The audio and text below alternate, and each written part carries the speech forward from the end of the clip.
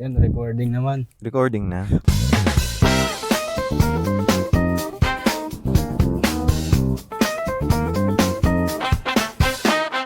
Kilala ka naman sino ka at nasan tayo. Hello guys, ako si Emil Benaventura. Dito tayo sa studio. Studio natin ngayon, no. Ito na muna yung natin, temporary Studio pare, tama. studio talaga, no. Bakit ba natin ginagawa to? Ayun ko nga, Podcast. Ba't ba ginagawa natin to? Ako personally gusto ko lang talagang dumaldal eh. Parang nami-miss ko rin na makipag-yes endan sa mga tropa. So ngayon, nangangalawang ako. Ano ba? Kala ko pa may sasabihin ka pa, kaya hinihintay lang kita eh. Hindi, pag-usapan na lang muna natin kung anong Asan ba ginagawa tayo? natin ngayon. Andito kami ngayon sa sa A-Coffee, sa QC. Nag-open mic kami sa ano bang dito? Kaninong spot to? Kay Albert Kevin Yalong ata ang pagkakaalam ko itong kapihan na to, tapos naglagay siya ng open mic ngayon. Nandito kami. Pinitch ko kay Emil to na mag-record kami during open mic kasi napakalabo talagang, alam mo yun, mag-record ng weekends. Oo, mahirap. Pero at least ito yung magkikita naman talaga tayo dito sa Oo. open mic. Kasi lagi naman talaga natin ginagawa. Tapos, mas madali pa maghatak ng third person. Kung sakali, no. Tara, mag-attack tayo. Ginawa agad no. Lumayo nga tayo para di makita nagdawag pa tayo Pero kumusta naman yung set mo, man? Para sa akin okay naman. Pero may part lang talaga na wino-work on ko pa yung hindi pa ako satisfied sa Ikaw ba? Kamusta sa'yo? Parang lakas ng set mo kanina eh. Hindi, ngayon kasi okay naman yung set ko, pero hindi talaga ako natutuwa kasi lahat old jokes eh. Parang talaga ako ngayon nangangalawang ako. Sinusubukan kong umupo para magsulat pero wala talaga naiinis na ako sa sarili ko eh. Pero mahalaga kasing sumasampa pa rin kahit wala kang bago para lang nare-refresh mo. Tama. Saka baka may makita kang yung mga joke ng ibang comedians, tapos kunin mo na lang. Punta mo na lang yung setup. Yung mga pangalan. Kunin mo yung punchline. Ay, nagnakaw na lang. Pero ito, gusto ko lang din malaman kung may chemistry ba tayo kasi 'di ba pag palagi akong sumasabit sa sasakyan mo, okay naman yung kwentuhan natin. Kaya gusto ko malaman kung kung masisira din ba yung pagkakaibigan natin. Siguro. Feeling ko ganun yung trajectory niya. Parang pag ayaw mo nang maging kaibigan yung isang tao, ayayin mo siya mag-podcast. Tanginang yan. Napakaganda. Pero tayo nasa 4th year na tayo ng pagsa-stand up natin eh. Kaya feeling ko it's about time na meron tayong shit, alam mo yan. Tama. Mahirap din kasi mag-promote ng sarili mo nang wala kang something na, yun, alam mo yung content na ibibigay mo ng libre sa tao. Kasi yung mga tao, mahilig sa libre, di ba? Mga pre-taste na yan, tangay na. Tapos hindi naman bibili ng main product. Ito ba yung open mic? Yun ba yung analogy mo ng open mic? Hindi, maraming mga enthusiast din talaga ng open mic. Nakakatuwa nga kasi dito sa lugar nila, coffee. Coffee, Di ba? Usually, nasa bar tayo eh. Oo. Di ba? Nagsawa ka na rin bang uminom? Dahil parang most of the time nasa bar tayo na tanginang yan. Alak na naman. Yung yung first 2 years ko sabihin natin, palagi akong umiinom talaga. Parang nasa bar ka eh. Parang may sense na, alam mo yun, uminom ka yun ba kahit talaga? pa-pale ka, ganun. Pero, mas okay din yung crowd din kasi na lasing eh, alam mo yun. Parang ang sarap nilang magpatawa ng lasing. Iba. Pero, feeling ko, may something din dun sa, yung mga tao hindi uminom. Kasi may mga venue din na hindi pwede yung alak eh. Di ba sa mga theater, mga ganon. Parang kailangan mo rin masanay na na yung mga tao sober sila. Pag napatawa mo sila, lalo na yun kapag napatawa mo sila ng may alak. Diba? Tsaka dito pag nakakape ka, alert yung mga audience sa'yo, naghihintay talaga ng sasabihin. Tama. Siya eh, tight eh. Parang sobrang intimate ng place na to. Okay din pang Kung masasabi mong mga humble beginnings. Oo. Nang stand-up. Naalala mo ba yung unang beses mong kang nagkape? Hindi eh. Yun nga rin tatanong ko sa'yo eh. Pero Nandun dati since nandito na tayo sa sa kape, no? Kapehan, no? Sige, kape na lang pag-usapan Sige, natin. bakit Diba? hindi? Nag-ano ka ba? Coffee guy ka ba talaga? Ngayon, oo man. Kasi gaano ka coffee guy? Ako medyo sabihin nating may pagka... Connoisseur? Hindi ko na sir man. Simple akong tao. Black lang talaga ako magkape. Parang walang cream, walang sugar. Purist? Yun siguro yung tamang word, purist. Purist? Nakasanayan ko na lang din kasi dati. Kaya ako pinilit na mag black coffee. Kasi nag-intermittent fasting ako dati. Kailangan wala ka nakokonsume na sugar. Kaya ang kape nagsusuppress yun ng hunger. Kaya, ayun, pinilit ko talaga. Hanggang sa ngayon, di ko na kayang uminom ng kape na may sugar? May sugar kasi parang may maligaw ba pare. So sinasabi mo ba yung mga kape nila dito hindi masarap? Hindi gago, maganda yan.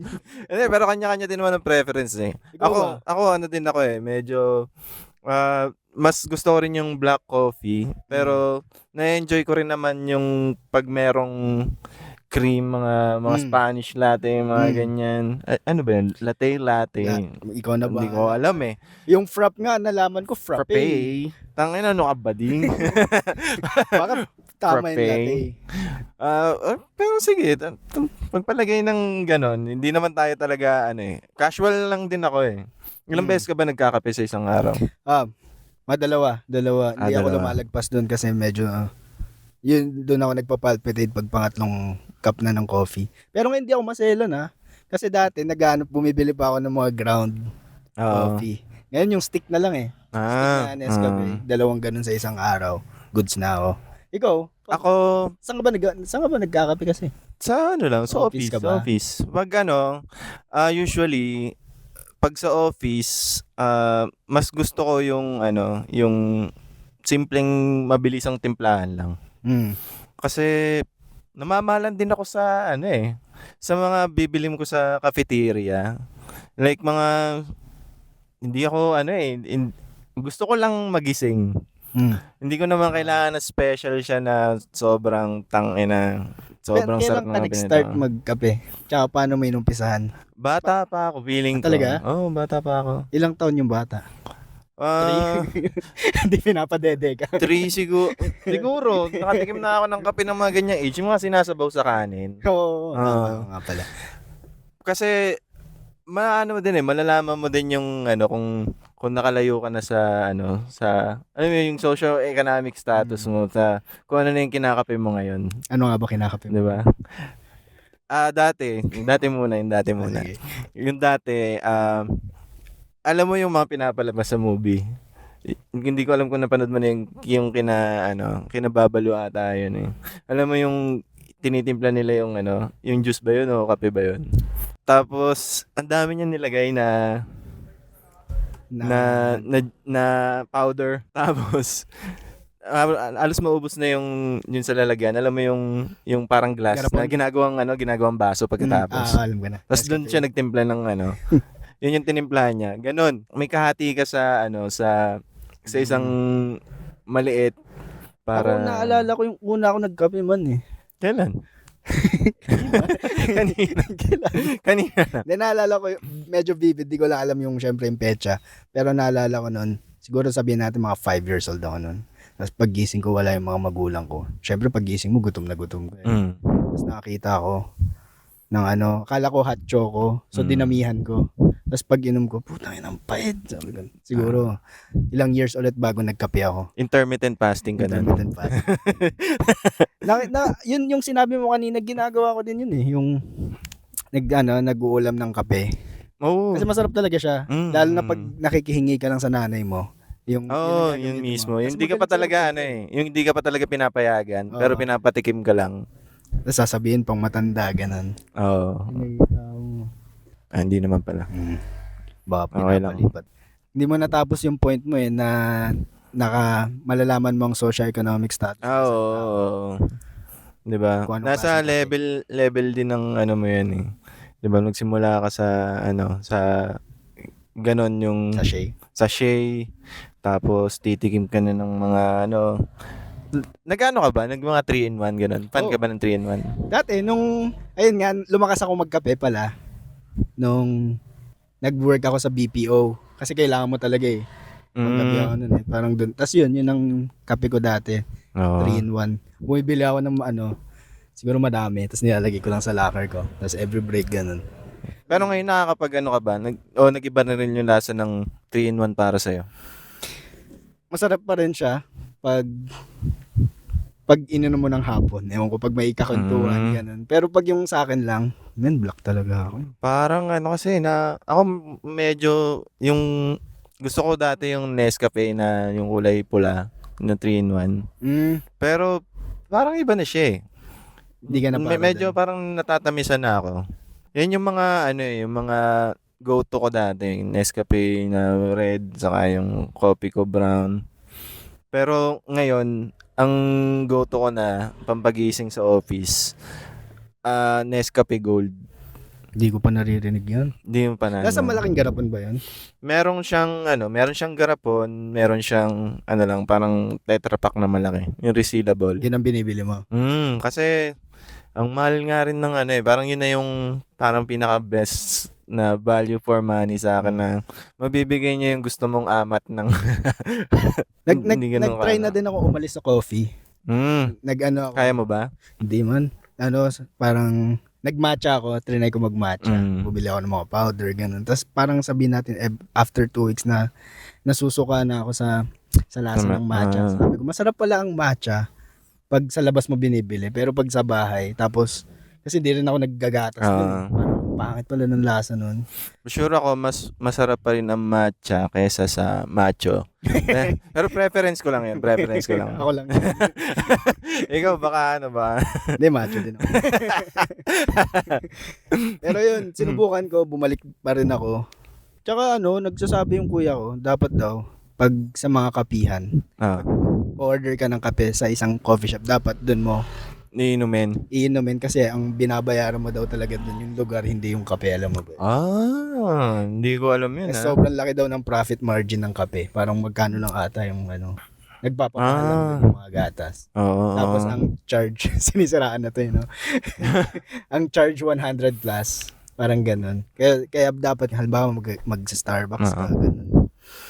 Pero pwedeng mamahal din kasi yung bayad nila sa mga ibang cost nga nila. Yung katulad sa mga rent mismo ng lugar. Yun, pero alam mo yun, gamitin mo yung lugar kasi yun talaga yung binabayaran mo eh. Diba? Saka kaya nga meron silang mga wifi diba? Tsaka pwede ka mag-work. Naalala mo ba yung una ka nag-Starbucks? Oo, men. Nag-yosi pa ako nun dati. Parang gusto kong nanggaling kami sa debut ng isang kaklase ko ng college. Tapos nakisakay lang ako nun. So ride along lang ako sa kanila kasi wala rin akong hindi ko alam yung lugar kung saan. Basta after ng debut to? After ng debut, tapos wala akong choice kundi maki-hangout.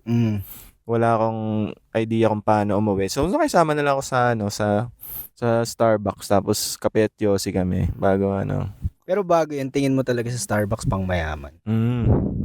Tingin ko sa Starbucks pang mayaman kasi hindi ko shopper dati. Kahit ngayon namamahalan pa rin ako sa Starbucks eh. Hindi rin ako ganun kadalas mag-Starbucks. Ako rin. Siguro sa isang taon, 2. Mga ganun.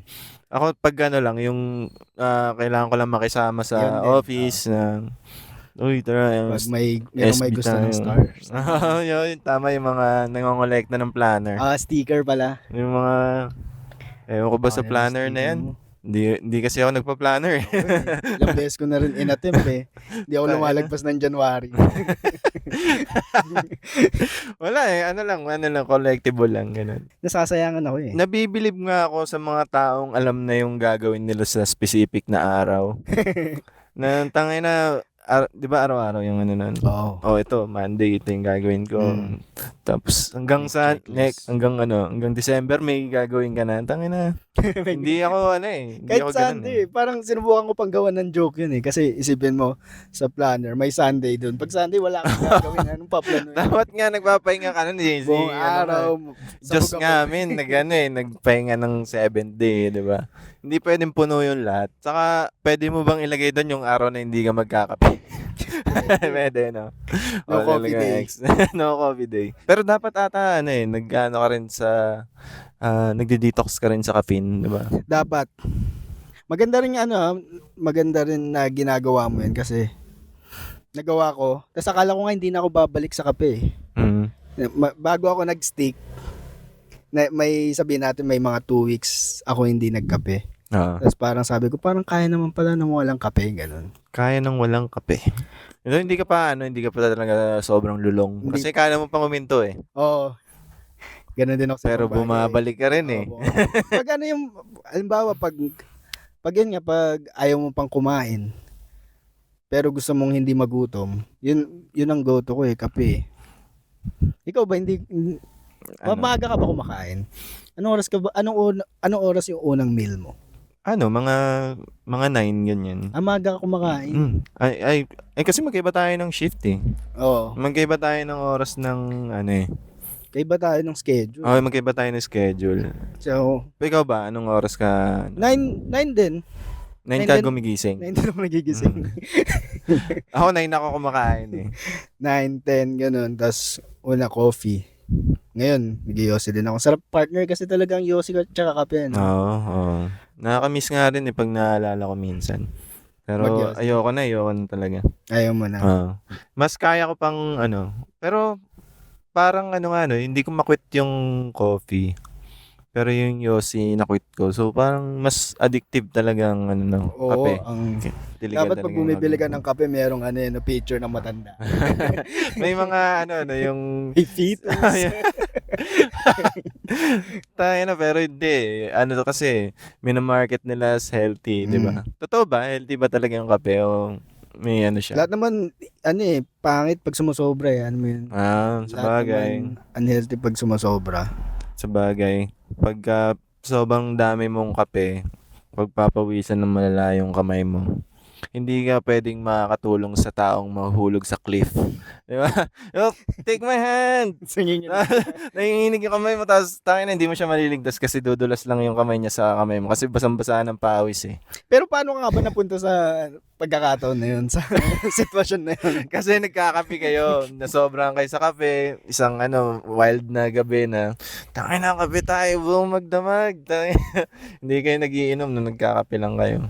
Nagpalpitate ka na ba? Na-try mo na ba? Oo. Parang sa Vietnamese coffee. Yun yung favorite ko eh. Matamis. Hindi, yung lang din. Egg coffee, hindi naman. Hindi naman. Pero yung raw talaga niya na yun yung favorite ko na tangina talaga droga talaga tong na to, Vietnamese coffee. Alam mong Ano ba ako pure siya eh. Nakainom ka na ba? Parang hindi. Yung egg Vietnamese coffee na try ko. Akala ko ang Vietnamese coffee tsaka egg coffee, so synonym, parang isa lang. Diba? Parang way siya kung paano mo timplahin yung Vietnamese coffee, yung egg coffee, I think. Parang yung Vietnamese coffee, yung binubrew mo sa parang maliit na kaldero. Familiar ka ba doon? Alam ko na. Parang Ano ba na yung sa sinasabi mo? banh mi. Yung parang takore. Oo, Tapos, yun. kusang aakyat ng tubig, ganun ba? Hindi, doon mo siya ibubrew sa Sa stove? Hindi, Iba pa ba hindi, yun? iba pa yun. Meron siyang parang maliit na kaldero itsura ng niyan, ng kung saan mo siya ibubrew. Tapos doon mo ilalagay yung ground, bang tawag doon? Ground coffee. Tapos mo siya, ipapak mo ng konti. Tapos saka mo siya bubuhusan ng mainit na tubig. Ay, nasa flask? Iba pa yun? Hindi, parang talaga siya eh. Hayaan mo na. Pero maganda pag, di ba mag-Vietnam ka na? Oo, nakapag-Vietnam na. Hindi ka nag-Vietnamese coffee? Yung egg coffee yung trinay ko. Alam mo yun lang eh. Pero, ganun yung pamamaraan niya. Yung may, yung may condensed milk. Parang yun din naman yun. So, nakailan ganun para mag-palpitate ka? Isa lang, pero parang medyo matapang yung pagkaka-brew ko. Ako lang yung nag-brew ng sarili ko eh. Wala ka sa Vietnam nung uminom ka ng Wala. Vietnamese Pasalubong coffee? lang. Pwede pala yun. Pwede. Pasalubong yung ano eh. Vietnamese pasalubong. Vietnamese pasalubong. Tapos ano, nainitan mo na ba? Uy. Buksan ko yung aircon. Buksan Hindi natin yung naman. aircon. Sabi ko sa'yo, mainitan tayo dito eh. Oo nga. Kaso nakikita na tayo. Tingnan mo nung lumabas na nga tayo sa camera. Oo nga eh. Pwede ko naman itong patayin. Sige, patayin mo na lang. Yun. Pero yun, yung Vietnamese coffee, parang, ikaw ba, ano bang best na coffee na natikman mo? Best? Di talaga kasi ako Ano yun? maano eh. Pero Best sige, na miss coffee. yung ano, sa SB yung... Ito kasi una ko in-order sa SB, yung may mga sago-sago. Yung... Ah, Alam mo na yung sinasabi ko? ano ba yan? Coffee jelly? Coffee jelly. Yan yung una kong na-order sa SB kasi yun din yung ni-recommend sa akin. Tapos parang mind blown din ako. Putya, pwedeng may ano, may sago. Masarap nga yun. So yun, ang best coffee na natikman ko. Ikaw ba? Vietnamese pa rin? Para sa akin, yun yung ano eh, yung makukuha mo talaga yung hinahanap mo eh. Alin ba yung hanap mo? As in yung ano, yung tanginang yan, parang medyo ano eh, yung dumating ako sa point na medyo ano, yung lightheaded ako. Dahil sa palpitation ba yan? Oo, nagpa-palpitate. Alam mo, hindi rin magandang pakiramdam yung palpitate kasi kailangan mong gumalaw eh. Oo, Kasi- tama. Naalala ko dati yung una kong palpitation, nag-work pa ako nun sa BPO. Tapos sabihin natin naka 3 cups na rin ako. Tapos dumiretso ako sa clinic kasi sabi ko, parang ano to, parang yung feeling niya parang heartburn ba? Parang masikip sa dibdib. So pumunta ako. Tapos yun agad yung tinanong sa naalala ko yun agad yung tinanong sa akin nung nurse na kailang kape ka. Okay lang kape ka na. Kasi siguro hindi ako yung ganun lang eh. No? Lahat, marami na sigurong lumapit doon. Tangin, alam ko na to. Ganun na ganun tanong eh. Tapos pinahiga na lang ako. Tapos nakatulong naman. Pinatulog ka? Hindi, pinahiga lang ako. Pinahiga Kasi na makakatulog ka doon man. Tayo naman, ano. Nakatatlong ka na eh. Nakatatlong kape ka? Sige, try mo matulog. Higa ka muna eh. Ito, sleep asil pare. Labanan mo. Kinontra eh, no? Hindi. Baka ginabayan ka lang niya na, hindi kaya mo yan. It's safe lang. Kape lang yan. Kape lang yan. Tapos ano nangyari? Ayun na yung ending nun eh. Pinatulog lang ako. Yung sa palpitation, yun lang yung gusto ko lang sabihin. Na kailangan mong gumalaw-galaw. Kasi minsan, nakaka 3 cups pa rin ako. Alam ko na yung limit ko ngayon. So pag nakaka 3 ako, matik na magpapalpitate na ako. Kahit hours apart. Kaya nga dapat din kape responsibly din no? Kung wala ka namang gagawin, huwag ka na magkape, di ba? Hindi mo naman yung di ba? Ano yan extra, yung sudden boost of energy.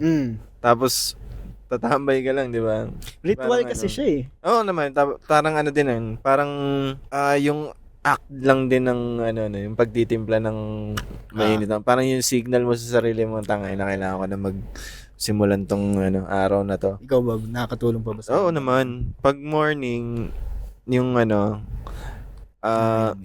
yun yung pinakang pinakang starting talaga. Pangalawang coffee ko naman, yung pagkatapos ng lunch break. Kasi kailangan mo talaga yun eh. Hindi pwedeng...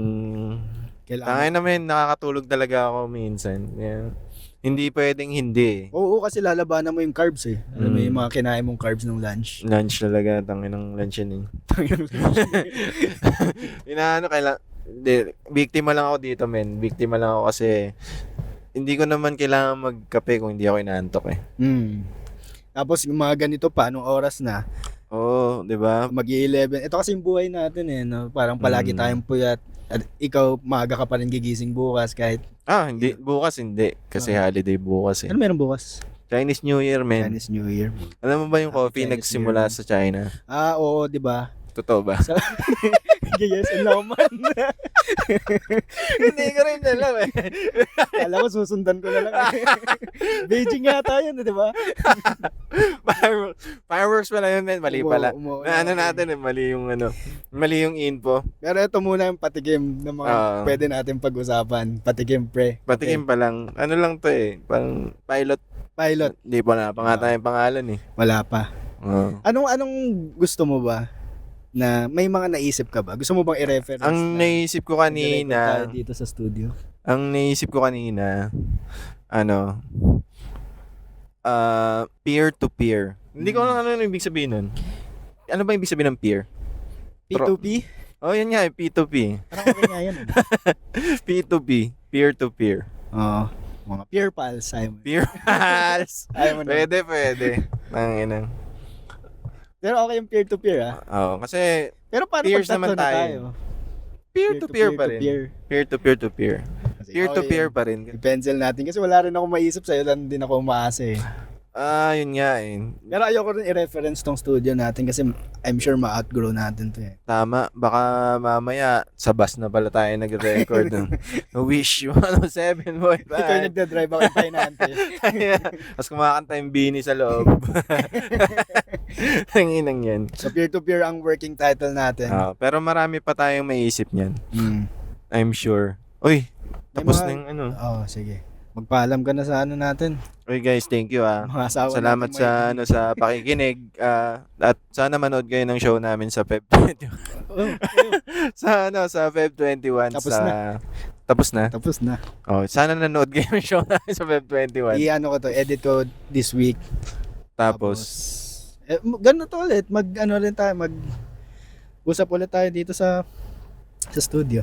sa studio, sige. Tama 'yan. Ano? Ito na yun ba? Tumutugtog na yung outro music.